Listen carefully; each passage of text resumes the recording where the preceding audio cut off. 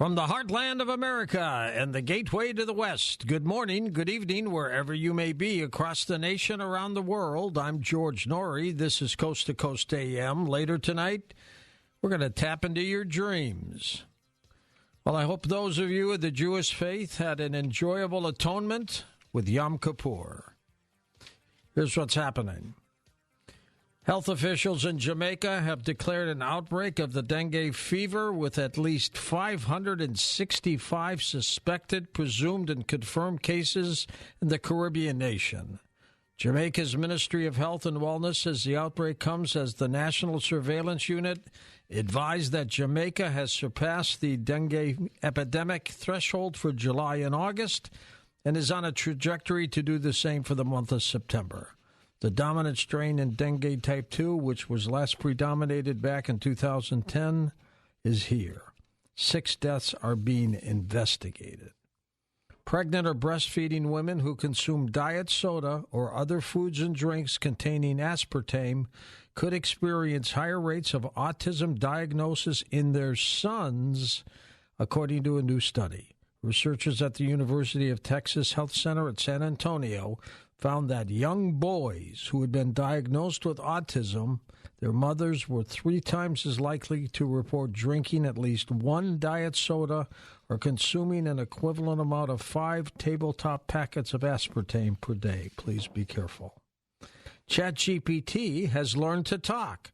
OpenAI, the San Francisco artificial intelligence startup, released a version of its popular chat box that can interact with people using spoken words, as with Amazon's Alexa, Apple Siri, and other digital assistants. Users can talk to ChatGPT, and it will talk back. Just listen to this. We want to hear a bedtime story. Tell us a story about the super-duper sunflower hedgehog named Larry. Start with telling us a little bit about him. Larry was a unique hedgehog unlike any other. He had bright sunflower petals instead of spines. Residing in Meadowville, Larry spread joy and color wherever he rolled. People cherished his radiant presence. What was his house like? Larry's house was a cozy burrow beneath a sunflower field. Inside, the walls shimmered with golden petal patterns. Isn't that amazing? It sounds human. Wow. Obituary piracy, in which people scrape and republish obituaries from funeral homes and websites, has been an ethically dubious business for years. Piracy websites often master search engine optimizations so well that they end up at the top of search results and use the resulting traffic to charge a premium for digital ads that appear next to the text published in bulk from the funeral homes, local newspapers, and other authorized obituaries that come from the publisher. Occasionally, these pirate sites go one step further and manipulate bereaved families into buying memorial gifts such as candles or flowers and pocketing the cash. Lauren Weinstein, our expert on the Internet. Is there any sin to any of this, Lauren? My God. Yeah, this is one of the creepier things that's shown up on the net relatively recently, and what's happening now is that there are YouTube videos on channels that reportedly seem to have a fairly continuous stream of uploads that do consist mainly of random people reading random obituaries. And sometimes, apparently, the same recent obituaries can appear on multiple YouTube channels, 10, 20, more. And typically, there's no relationship between these channels and the people who have died or their friends or families. So it appears that this sort of thing with obituaries being picked up and then repeated in other venues, which has been going on in textual form for years, only recently, very recently, spread to YouTube. And it seems to be very much a volume-based kind of situation. The individual channels, the individual YouTube channels, don't seem to have very large numbers of subscribers each, but there are lots and lots of videos. And it's quite reasonable, to ask, and you alluded to some of the possibilities. What's the point of all this? Yeah, some of the channels do seem to try to sell memorial-type merchandise. The consensus does, however, seem to be that somehow most of this is engaging in SEO, in search engine optimization, in an effort just to get more views and more ad revenue. And this alone might be a partial explanation or even a complete explanation in many cases. And while this isn't by any means the very worst thing that goes on with the Internet, it clearly can be distressing to friends and families of recently deceased loved ones who stumble onto these and may understandably feel that their loss is being exploited. Now, at the moment, most of these YouTube channels that are doing this seem to be using live people reading the obituaries, but it's easy to imagine how that could change. Of course, there are all sorts of other YouTube channels that automatically generate a continuous stream of videos of other kinds to try draw views, so it wouldn't appear difficult for these obituary channels to automate as well and move over to synthesized voices. And in fact, we shouldn't be surprised to see such channels not only fully automate, but maybe turn to generative AI to reword the obituaries, perhaps have AI-based people simulations to read them on the channels, more and more videos, more and more views. And as for the question of whether or not there's anything that can be done about these obituary channels, can they be controlled in some way? The answer is I don't know. They may not actually violate any existing YouTube policies, and it seems likely that unless Google really took notice of them and decided they were actually harmful to the YouTube community, which an argument can be made that they are if they're causing distress to people in these situations, it seems likely that these channels could unfortunately stick around for quite some time. If it continues to become a bigger and bigger problem and more people complain, then maybe something can be done. How low can these hackers go, Lauren? Indefinitely. In the current state of the world, in the current state of the network, indefinitely. And really, unfortunately, most of the efforts that are made to control them, especially a lot of politically oriented efforts, both from the right and from the left, politicians who seem to think they have the answers, a lot of that will just make these situations worse. So it's not a very optimistic situation. All right, my friend. Thank you. Lauren Weinstein, our expert on the Internet. Hollywood's Writers Union has reached a preliminary labor agreement with major studios in a deal that is expected to end one of two strikes, the others with talent, that have halted most film and television production and cost the California economy billions of dollars. The 3-year contract must be approved by leadership of the Writers Guild of America, as well as union members, before it takes effect. Dr. Sky, Stephen Cates is with us, and he's got some great stories for us tonight. Hello, Stephen.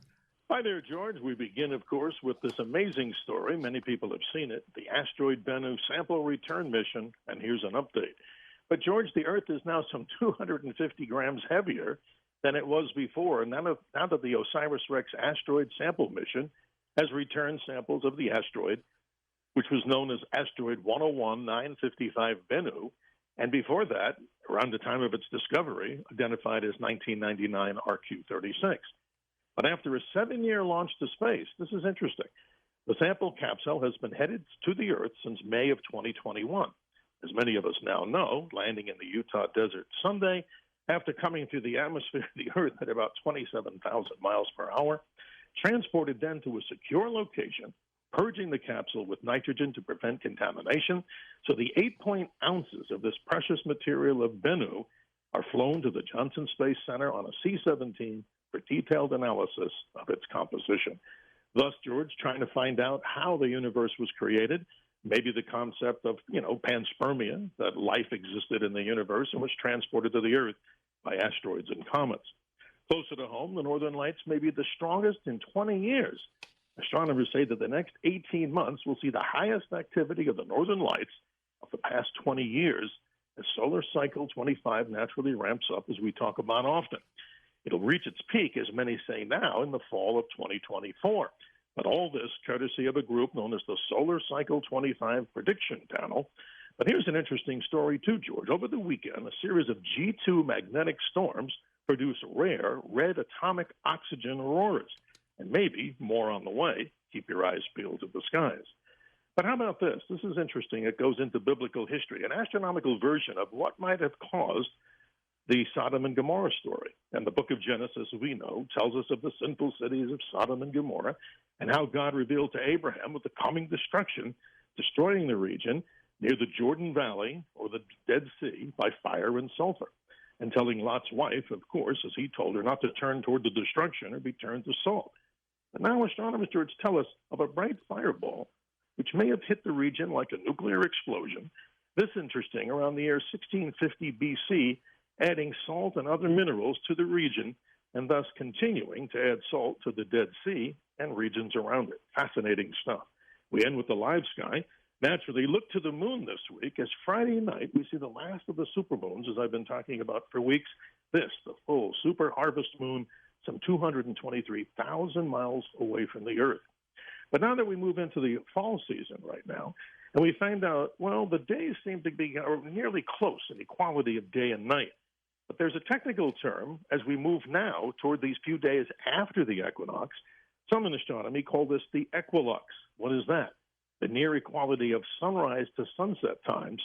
Check your location for that unusual event. More information at theskylive.com. The Dr. Sky Show at Gmail email is always open, and we love the emails. What do we say, George? We always mean it. Always remember to keep your eyes to the skies.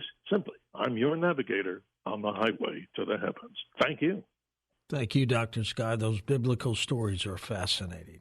In a moment, Walter Cruttenden back with us. Does our star have a twin star somewhere in the solar system? That's just one of the stories we'll talk about next on Coast to Coast AM.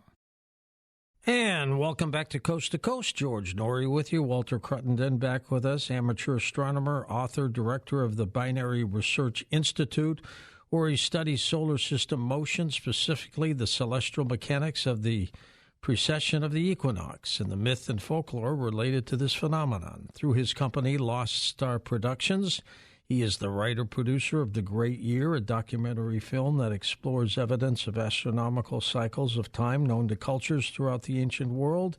Also, Lost Star of Myth and Time, which is a great documentary as well. Walter also produces the annual conference on precession and ancient knowledge. My friend, you've been at this for at least 20 years. You don't give up, Walter. Welcome back. Hey, George. It's great to talk to you again. How have you been? I've been good. Yeah, the Binary Research Institute is going strong. You know, there's a lot of new news out on Barnard Star, and so we're going to talk about that a little bit. And I think we're really zeroing in on what our lost star is and why it is. Tell us how you began to believe that there could be an extra star somewhere in our solar system.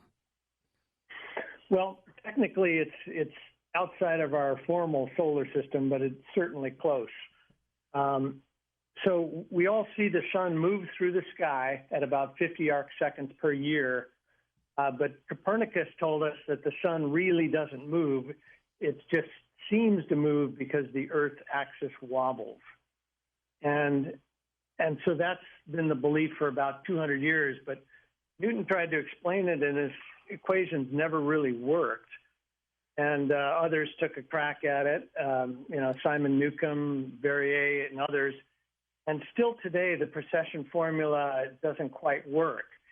But people don't need it anymore. At one time, you kind of needed to know exactly where we were relative to the equinox to navigate ships and things like this. So it's close enough as far as most people are concerned. But what we found is that the precession formula is broken, and the sun really does move through the sky. And if the sun does move through the sky as much as we think it does, and some others are starting to think the same, then it has to have a cause. It has to be going around a very big mass.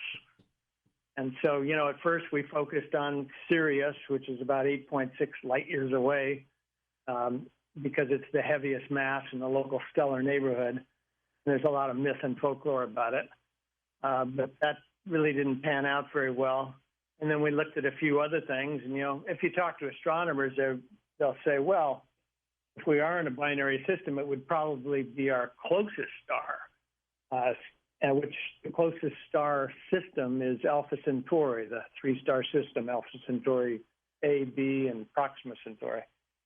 But that's about 60 degrees below the plane, and so that couldn't really drive the sun's motion, which goes along the celestial equator. And so the search has been going on and on and on. And the reason it's important to us here at the Institute is because there's so much myth and folklore that a companion star to the sun drives the rise and fall of civilization. So we just want to find out if that's true. Do the ages really rise and fall, as some of our, collaborators think? People like Graham Hancock and others that have been on your show have talked about just the evidence of a long-lost higher age. And if it is true, what causes it? And so that's why we do the work that we do. Walter, is this star still active, or has it burned out? I think it's very active. And a matter of fact, to just cut to the chase a little bit, because there's a lot to talk about here, we think that it's the second closest stellar object right now, which is Barnard star. It's a red dwarf, currently a little less than 6 light years away in Fucus. And everyone's noticed that it's the fastest moving star in the sky. You can't see it with the naked eye right now. You need telescopes, binoculars to do that. But people have been noticing since about the 1960s that this star is not only fast, it's actually called the Runaway Star, because it's moving between 10 to 100 times the speed of any other star that we see in the sky out there. And if you ask people, why is it moving so fast? Kind of the best answer out there is that it probably came in close contact with another star sometime in the last 10,000 years. And so that's sort of the answer there. But what's interesting to us is that the direction it's moving is directly towards our own sun, which is what you would expect if we are in a binary star system and the two stars are now getting closer. So in a nutshell, George, we think that this orbit period is roughly the precession period, which is now clocks at about 25,700 years. But we think, due to Kepler's laws, stars move faster and slower. They'll keep speeding up as they appear to do right now. And the total orbit period will be about 24,000 years. So this star will, spends 12,000 years coming closer to us.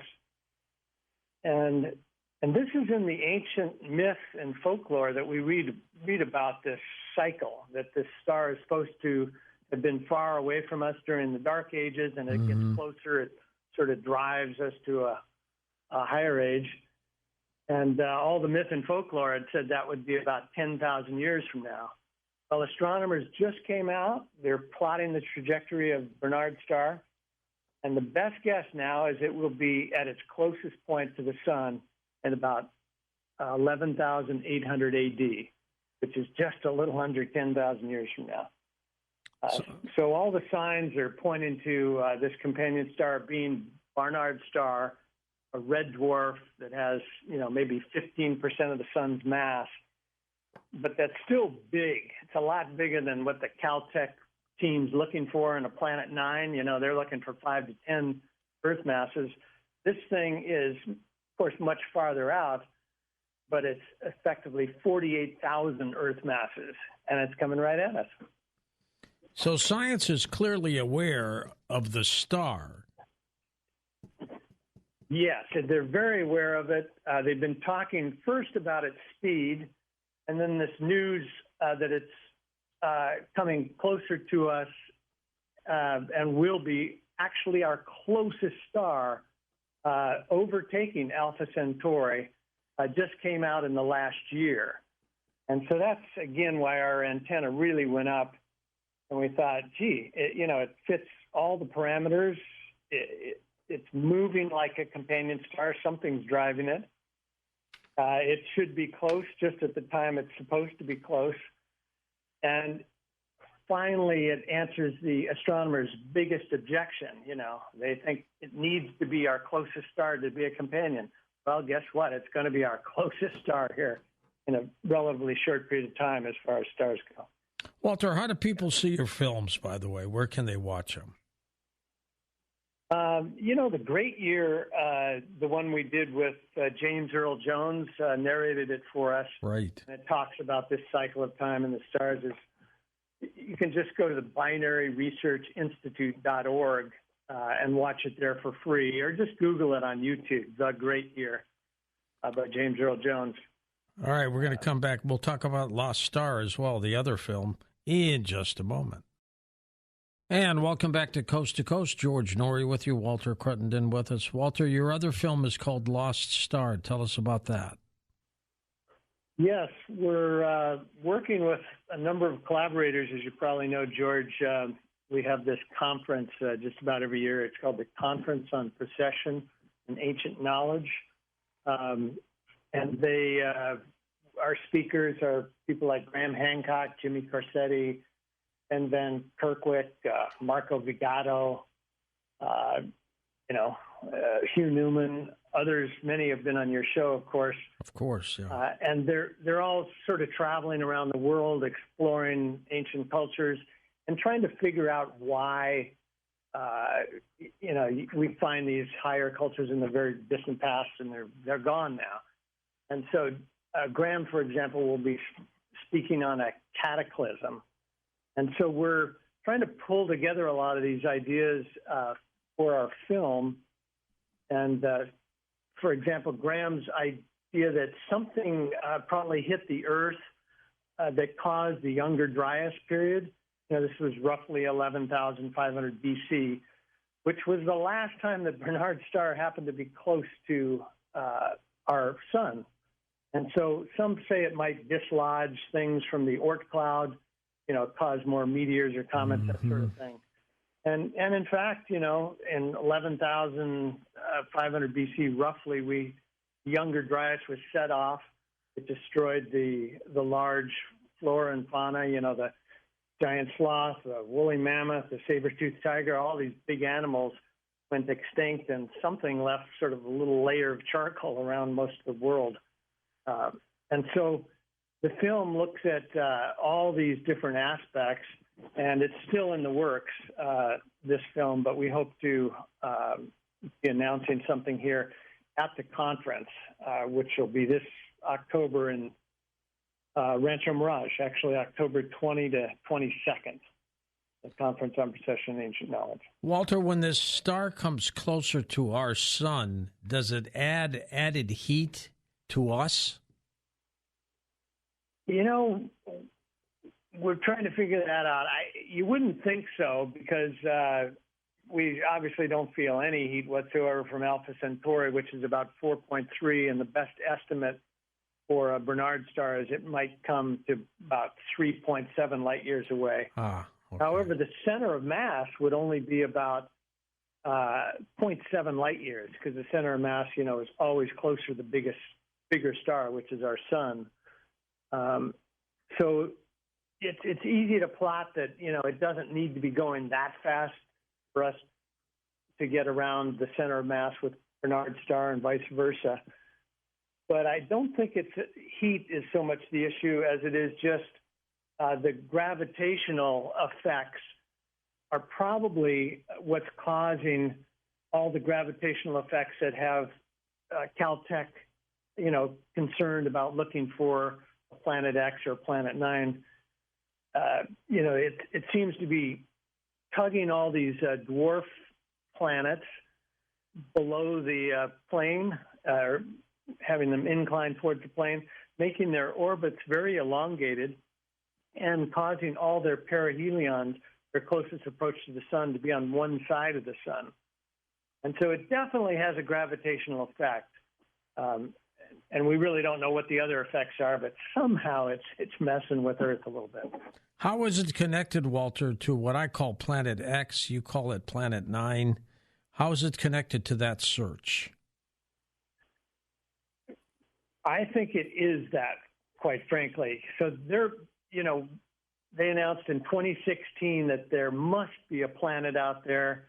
At first, they said 1 to 2 Earth masses, and they realized how much gravitational effects it has, and so they bumped that to 5 to 10. I even heard one person say possibly 99 Earth masses.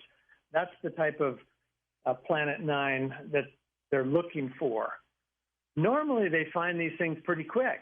When Uranus and they watched that for a while, they realized, oh, something's affecting it. And they found Neptune very quickly after that, within a couple of years. And then they watched Neptune for a while, and they realized, oh, something's affecting that in its orbit. And they found Pluto very quick, a few days from when the math was finished. And so here, with all our math and all our instruments nowadays, we realize there has to be something big tugging on the solar system. And it's going on 7 years, and they haven't found this thing with all our great instruments. And that's why I think it's because it's not actually a planet. It's actually a star, and it's much, much bigger, but of course much farther out, but has the same effect that they're looking for. Interesting take. Zecharia Sitchin has written in his works, he's not with us anymore, that there's an object in our solar system that comes around every 3,600 years, and it's on a far elliptical orbit. What do you think of that theory?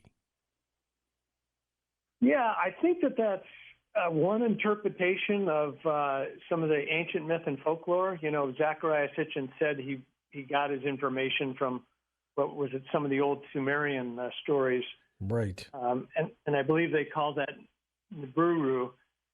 But I'm not so certain about that orbit period. As a matter of fact, I looked and looked and looked for where that is, and it sounds like it's somebody's interpretation. Versus the orbit we see in the sky, the speed at which the sun moves across the sky, it moves across the sky at about 50 arc seconds per year. That equates to roughly 25,700 years, and fits very well with this 24,000-year period, which is how long it would take the sun and Barnard Star to go around this common center of mass, both traveling at their current speeds right about now. What will it take, Walter, for science to say, yes, this is happening? Well, let's look at how science works. When Copernicus said, hey, it's not everything going around the Earth's actually going around the sun, he published in 1543, and by 1822, the church agreed with him. So what's that? Close to 300 years or something like that. I do think things are moving faster now, but you actually have to build a consensus in the scientific community. And to build that consensus, you have to get a lot of astronomers, astrophysicists, to really dig into the problem, see what the issue is. And right now, there's not that many looking at the precession problem. I did just read a new paper out of the University of Chicago, which the first line is precession in crisis. And so he makes the same point that, the sun really does move. It's not just all caused by the Earth's axis wobbling. Maybe that is an arc second, a few arc seconds, but in fact, the sun really moves. And I think that will be accepted probably just within the next decade. Now, you mentioned Sodom and Gomorrah and what had happened. What other possible changes to Earth's history might this star have created? Well, the myth and folklore there is fascinating. Take the Mithraic culture that flourished during the Roman Greco period, a couple hundred BC or so. And they talk about, they have these two boys, Cautis and Caucapides. One holds the torch up, one holds the torch down.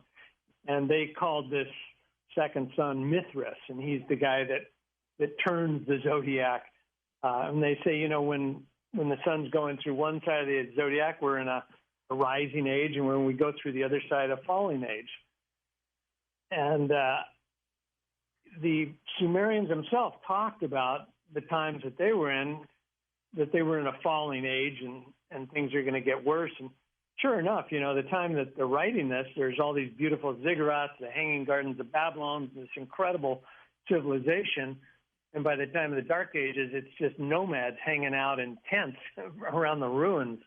Same thing happened in Egypt, Mohenjo-Daro, Harappa in the Indus Valley. We're finding out that the whole Mayan civilization actually flourished much earlier and things like this. So I think the cycle is real.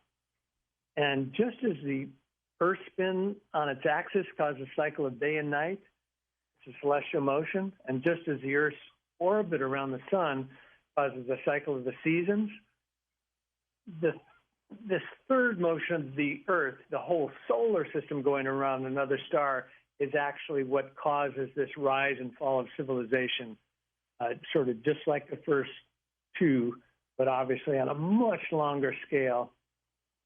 And, we appear to have left the far point of this star about 500 AD, and we've slowly been getting closer. And what do you see happening? We see us slowly coming out of the Dark Ages, having a renaissance, and now, our consciousness is expanding. You can see it in our technology.